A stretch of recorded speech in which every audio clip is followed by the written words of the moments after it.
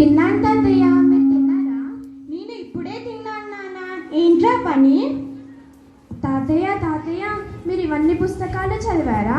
ఎప్పుడు టైం దొరికేది మీకు ఇవన్నీ పుస్తకాలు చదవడానికి? మీరు మీ పనిలో చాలా బిజీగా ఉండేవారు కదా తాతయ్య.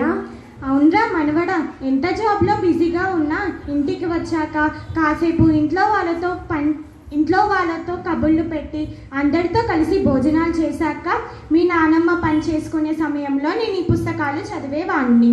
మా స్కూల్లో ప్రతిరోజు ప్రతి సబ్జెక్ట్లో డే మంత్ ఇయర్ వేయడం తప్పనిసరిగా ఉండేది. లేకపోతే టీచర్ మా హెడ్ మాస్టర్కి కంప్లైంట్ చేసేది. అలా మాకు డే మంత్ ఇయర్ వేయడం ఒక మంచి అలవాటుగా మారింది. ఎప్పుడు కొత్త పుస్తకాలు కొనుక్కున్నా దాని మీద డే వేసుకోవడం, మళ్ళీ ఆ పుస్తకాలు చదివినప్పుడు ఆ రోజు డే వేసుకోవడం అలా అలవాటైంది. ఇదిగో చూడు, నా ప్రతి పుస్తకం మీద ఎలా డే వేసుకోవాన్ని నేను.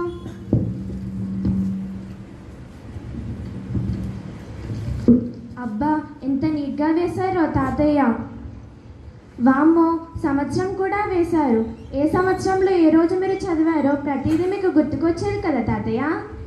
అవునరా అబ్బాయి, మీరు చూసుకున్నా కానీ నేను చూసినా కానీ అన్నీ ఉంటాయి. ఈ డే మంత్ ఇయర్ చూసుకున్నప్పుడు నాకు నా పాత జ్ఞాపకాలు గుర్తుకు వస్తాయి. మంచి అలవాటు తాతయ్య. ఇప్పటి నుంచి నేను కూడా డేట్ వేయడం అలవాటు చేసుకుంటాను. మా స్కూల్లో డేట్ వేయమని చెప్పేవారు కానీ నేనే అశ్రద్ధతో వేయను.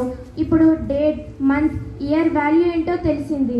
థ్యాంక్ యూ తాతయ్య. మంచిదిరా మనవడా, నా ముద్దుల మనవడు. ఏది చెప్పినా శ్రద్ధగా విని దాన్ని పాటిస్తాడు.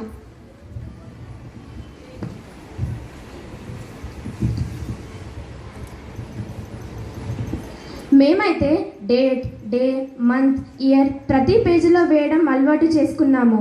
పిల్లలు, ఇప్పుడు ఇది మీ వంతు.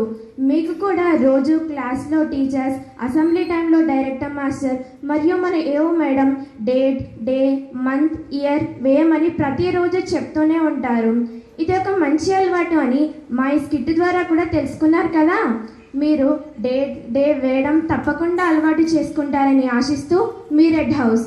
ధన్యవాదాలు.